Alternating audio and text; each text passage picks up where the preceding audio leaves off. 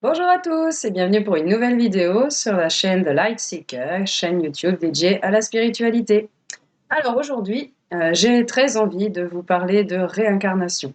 C'est un sujet qui m'intéresse depuis que je suis très jeune, enfin très jeune adolescente on va dire. Je me suis toujours posé la question, voilà, est-ce que j'avais bien qu'une seule vie et du coup il fallait que je l'utilise bien ou alors risquer de la gâcher hein, un petit peu complètement.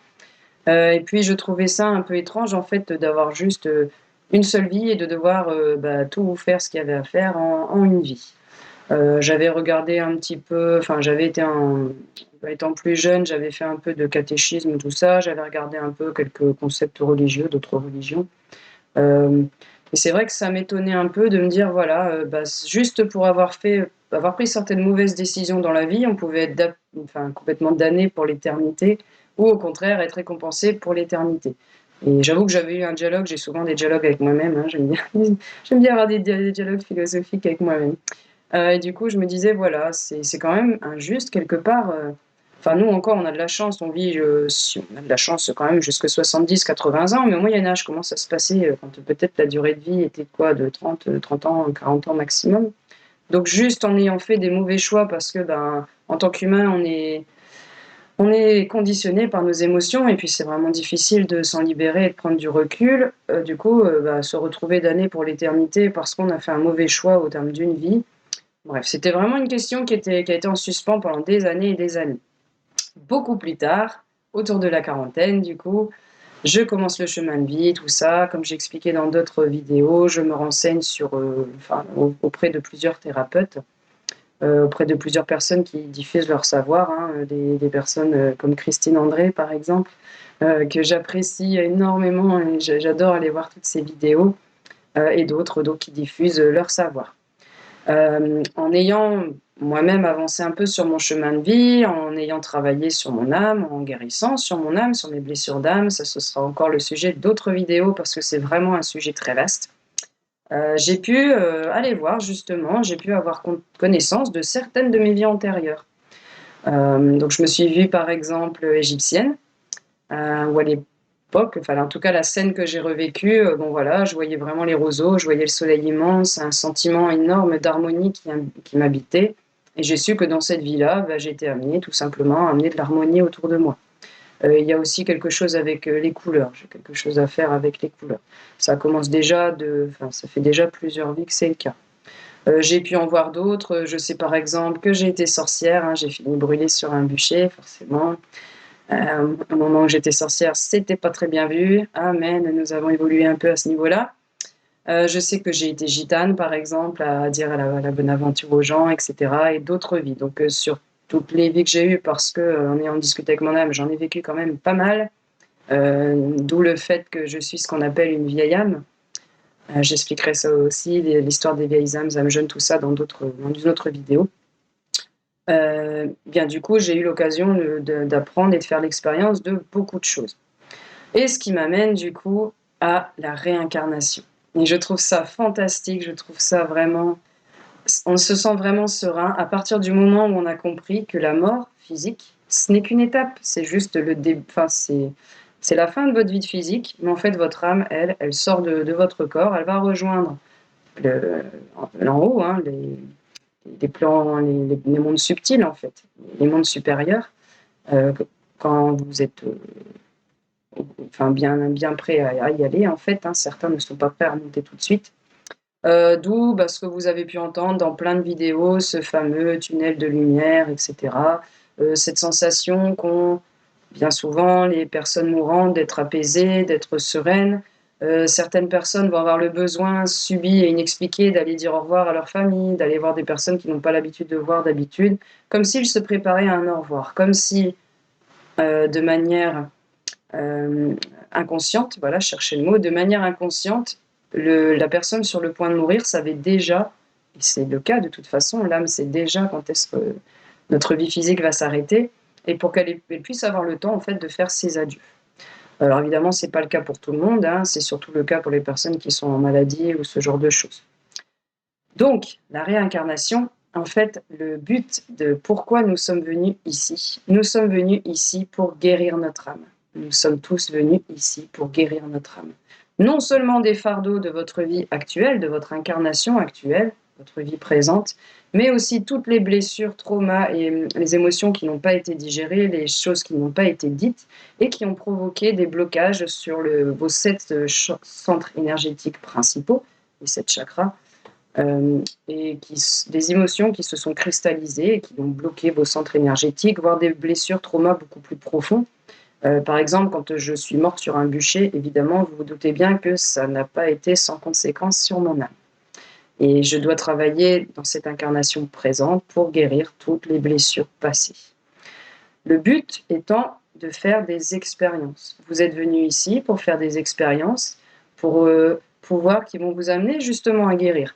Comment voulez-vous guérir de quelque chose si vous n'avez jamais eu d'épreuve? Forcément, comme tout est dualité, pour pouvoir avancer, il faut bien qu'il y ait eu épreuve. Et à partir du moment où vous avez été capable de gérer cette épreuve et de transcender vos blocages antérieurs, eh bien vous remarquerez que un type de situation bien précis qui revenait sans cesse dans votre vie disparaît complètement. Pour prendre un exemple concret, dans mon incarnation présente, j'ai toujours eu beaucoup de problèmes dans mes histoires amoureuses. Il y avait toujours quelque chose qui n'allait pas. Une personne pas disponible ou autre, une personne toxique, etc. Donc ma vie amoureuse n'était pas géniale. Jusqu'au jour en fait où je me suis rendu compte que c'était toujours le même schéma qui se répétait. Du coup, le questionnement de pourquoi est-ce que j'attire toujours le même genre de personnes et du coup, comment est-ce que je peux briser ça pour avoir un autre type de relation? J'aimerais bien avoir enfin une relation sereine et épanouie. Et à partir du moment où j'ai compris ça, j'ai réagi différemment, j'ai réussi justement à me guérir de mes blessures d'âme, qui, elles, étaient quand même assez profondes, à guérir mes propres blessures créées dans cette incarnation-là. Tout s'est débloqué à ce niveau-là. J'ai enfin rencontré pour moi la bonne personne. Ça fait maintenant plusieurs années que nous sommes ensemble et je me rends bien compte que la relation que nous avons n'a rien à voir avec toutes les relations précédentes. Donc ça, c'était vraiment juste pour avoir un exemple concret. Du coup, on est venu ici pour essayer de régler tous ces problèmes-là. À partir du moment où, dans votre incarnation, vous ne vous êtes pas du tout éveillé, c'est-à-dire vous n'avez pas commencé votre chemin spirituel, vous êtes toujours en train de considérer qu'il n'y a que le monde physique, en fait, que ce que vous voyez avec vos yeux. Alors que pourtant, tout votre corps vous dit le contraire, vous avez tous des ressentis. Vous avez, par exemple, des personnes que vous allez rencontrer et ça va être ce qu'on appelle, ils ont des atomes crochus. Des personnes que vous venez rencontrer et pourtant vous avez l'impression de les connaître depuis des années. Des personnes que vous ne voyez plus depuis des années. Comme c'est le cas pour certains de mes amis, ça fait 10-15 ans qu'on n'a pas pu se parler parce qu'on habite dans des pays différents. Le jour où on se voit, hop, c'est comme si on s'était vu hier. À l'inverse, des personnes, par exemple, que vous rencontrez et vous ne savez pas pourquoi, vous n'êtes pas capable de l'expliquer, mais ces personnes vous rebutent. Vraiment, vous ne pouvez pas les sentir, entre guillemets. Et bien ça, c'est tout simplement le ressenti de votre âme, de votre corps, qui vous dit que soit vous avez des affinités avec telle ou telle personne, sans doute parce que vous vibrez au même niveau, ou alors vous êtes de la même famille d'âme, ou au contraire, vous êtes vraiment rebooté par quelqu'un parce que vous vibrez à des fréquences totalement différentes, où il y a vraiment un gros fossé. Parce que là, par contre, les familles d'âme, vous pouvez pas, il n'y a pas d'ennemis ou d'amis dans les familles d'âme. Nous sommes tous unis par la vibration d'amour, tous. C'est ce que nous avons tous en commun. Peu importe la couleur de peau, peu importe de là où vous venez, que vous soyez un homme, une femme, peu importe. Nous sommes tous unis par la vibration d'amour. Nous sommes tous un. Nous sommes tous ensemble, en fait. Et donc, du coup, à partir du moment où on a compris tout ça, eh ben, on peut avancer un petit peu plus et se développer. Donc, vous allez vous retrouver avec le même genre de situation qui se répète, peu importe le domaine où c'est concerné, hein, que ce soit dans le domaine professionnel, par exemple, vous allez trouver qu'on ne vous écoute pas. On ne vous écoute pas dans tous les domaines, on ne vous écoute pas avec vos proches, on ne vous écoute pas dans les amis, quand on n'écoute pas votre avis, etc. Vous voyez ce genre de problème-là. Donc, ça peut vraiment arriver dans toutes les sphères de votre vie, en fait. Tant que vous n'aurez pas réglé le problème, et ça prendra le nombre de vies que ça prendra, donc tant que vous n'êtes pas prêt, en fait, eh ben, on va vous représenter encore et encore et encore les mêmes situations. Jusqu'au moment où vous allez être capable, par un travail d'introspection, de vous rendre compte de ce qui vous bloque, de vous rendre compte des situations qui arrivent sans arrêt et d'apprendre à changer votre comportement. J'ai par exemple, si je prends un exemple concret, voilà, moi je suis à la base quelqu'un qui est à la limite hyperactif. Voilà, je fais toujours les choses très, très vite. Je ne supportais pas, je travaille dessus, heu, les personnes, qui ont un rythme plus lent du coup et qui me bloquent. Donc j'étais du genre à hurler sur la route, quand je croyais croiser quelqu'un qui me freinait parce que je ne pouvais pas avancer à la vitesse où je voulais avancer. Voilà, il fallait toujours que les choses aillent vite, bien, je me fichais complètement du pourquoi, du comment, l'important c'était que ce soit fait. En pouvant en faire un travail sur mes vies antérieures, j'ai appris l'origine de ce besoin sans cesse de fuite en avant. Pourquoi toujours être pressé? Pourquoi toujours devoir aller vite, vite, vite et faire un maximum de choses possibles? Il fallait que ce soit efficace, rapide, toujours rapide, rapide. C'est un gros, gros travail intérieur du coup, d'apprendre à se calmer. Au niveau du mental, d'apprendre à baisser le rythme, d'apprendre à écouter son corps, ses ressentis. Vous imaginez bien que pour une hyperactive, s'asseoir sur un canapé à méditer pendant 3 heures, ça a été sacrément long à pouvoir mettre en place. Quand j'ai commencé, hein, je tenais même pas 2 minutes, bon après c'était: «Oui, je m'ennuie, c'est là, c'est long, machin, faut que ça bouge, faut que je fasse quelque chose», hop et je repartais. Donc une fois de plus, c'est votre chemin une fois que vous êtes parti, c'est long, c'est progressif, mais en fait, c'est toujours vers le meilleur. Vous vous guérissez, bah, vous allez mieux tout simplement. Vous vous guérissez, vous allez mieux, donc ça se traduit également de manière physique. Les maladies ne viennent pas par hasard. Je cite, d'autres thérapeutes que j'ai pu voir sur Facebook, notamment par exemple monsieur Galliana qui fait des formations de magnétisme et qui disait: «C'est bien le mal a dit». Le corps vous dit de manière physique puisque vous ne vous enfin, quand vous ne voulez pas écouter, autrement. Donc si par exemple vous avez toujours des maux de dos, comme c'était mon cas, auparavant, je vivais limite sous Doliprane tout le temps parce que j'avais des maux de dos absolument horribles. Donc si j'avais pas de Doliprane, bah, c'est simple, en fait, j'avais tellement mal que c'était juste pas possible.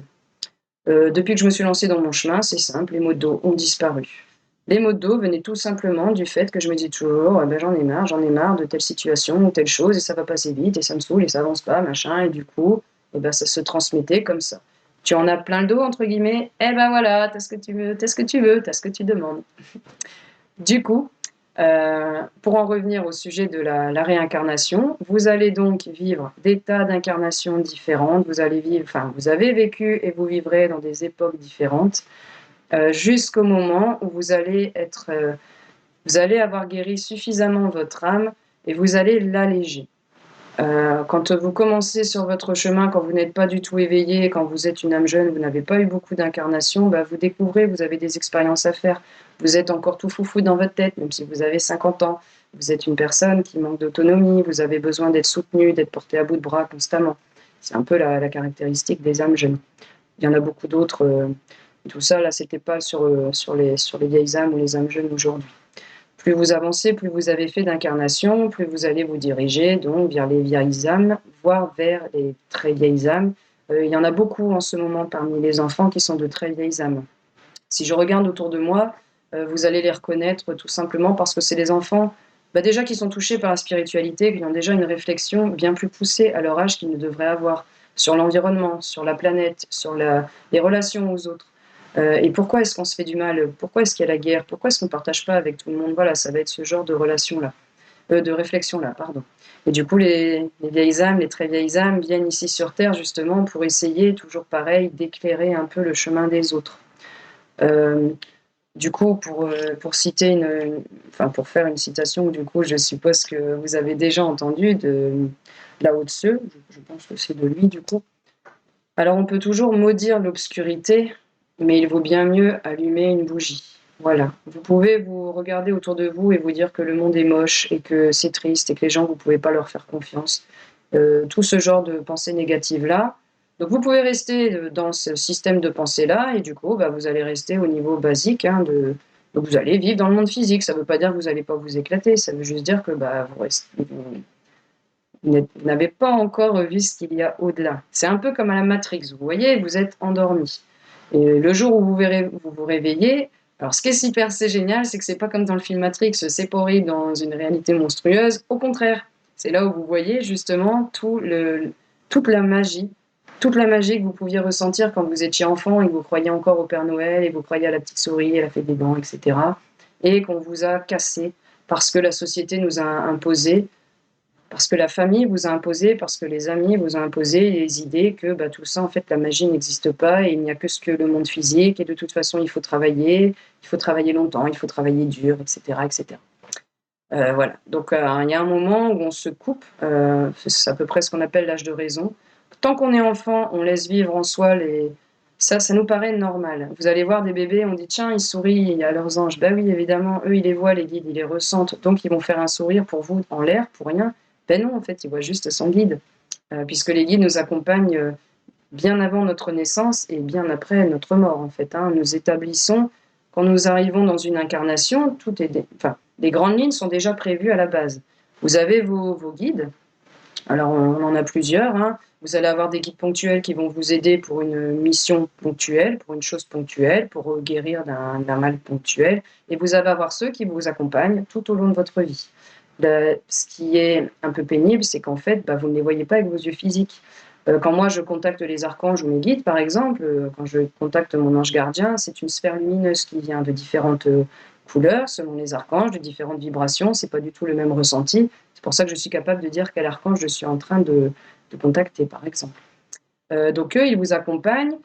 Quand vous allez arriver sur Terre pour cette incarnation présente, vous aurez déjà décidé avec vos guides, vos parents, on en reviendra. Pourquoi ces parents? Parce qu'ils sont amenés à vous faire apprendre des choses sur vous-même, parce qu'ils sont amenés à vous faire dépasser des épreuves, certaines.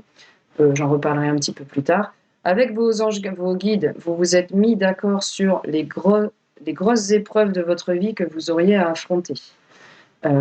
Et du coup, quand vous arrivez sur Terre, quand vous êtes tout bébé, vous avez encore tout dans la tête. Tout ça est bien clair. Et puis, au fur et à mesure du temps, en fait, ça s'effiloche et vous perdez tout ce que vous saviez, en fait, tout simplement parce que vous imaginez bien que si vous saviez d'entrée de jeu toutes les épreuves que vous auriez à vivre, tout ce que vous auriez à faire, en fait, il y a de grandes chances qu'on jette l'éponge d'entrée de jeu, en fait, hein. Puis non, c'est trop dur, j'ai pas envie, quoi. Donc vous n'iriez pas au bout de ce que vous avez à faire. Tandis que là, en étant persuadé que du coup, on n'a qu'une vie, on n'a pas envie de la gâcher et puis de l'acheter à la poubelle en fait, quoi. Donc on a envie d'en profiter un maximum. Donc voilà, vous allez vivre votre incarnation présente en essayant de vous coller si possible aux aspirations de votre âme. Ça, c'est quand vous vous élevez dans votre chemin de vie, ou alors vous allez passer complètement à côté, vous n'allez pas écouter ce qu'on vous dit, vous n'allez jamais faire attention à votre intuition.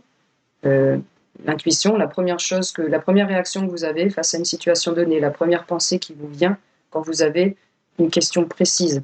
Et bien souvent, l'intuition, on l'a tous, mais simplement, le mental ensuite il vient et puis il annule tout ça. Non, c'est des bêtises, c'est n'importe quoi. Ben non, mais ça n'existe pas la magie, mais n'importe quoi. Voilà, tout comme moi, quand ma maison était hantée, je savais bien qu'il y avait quelque chose. Mon mental était incapable d'y croire. Donc j'ai dû passer par tous les stades avec monter crescendo, etc., dans la terreur et tout ça, pour finalement me dire, bon, là, il y a quelque chose, donc je vais agir là-dessus. Voilà. Et du coup, vous reviendrez tant que vous n'êtes pas prêt, tant que vous n'êtes pas élevé. Et le but étant, en fait, de pouvoir libérer votre âme un maximum, enfin même totalement, en fait, jusqu'à ce qu'elle soit complètement guérie et qu'elle devienne tellement légère qu'elle en devienne transparente. À ce moment-là, vous aurez fini votre cycle d'incarnation sur Terre et vous serez prêt pour d'autres voyages.